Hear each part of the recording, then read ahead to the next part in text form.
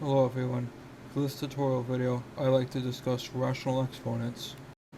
and this video will be shorter than the previous video because it is simply a special property of exponents that was discussed in the previous video, so we are not deriving anything from the ground up. We are simply applying a rule we already know. In particular, if we have a raised to the power of 1 over n,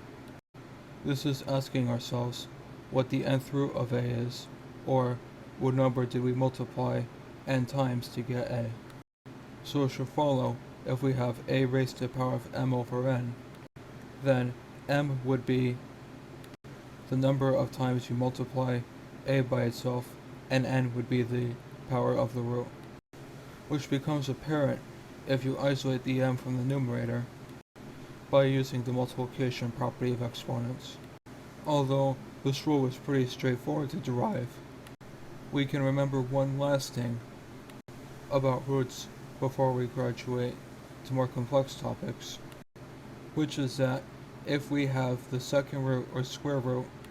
the convention is to leave the n out, because the square root is implied whereas all the other roots are written explicitly. And the first root would obviously just be the number with no root sign, just like a number multiplied by 1 is the same number. We are now ready to graduate to how to factor out polynomials, as we discussed what a polynomial was earlier.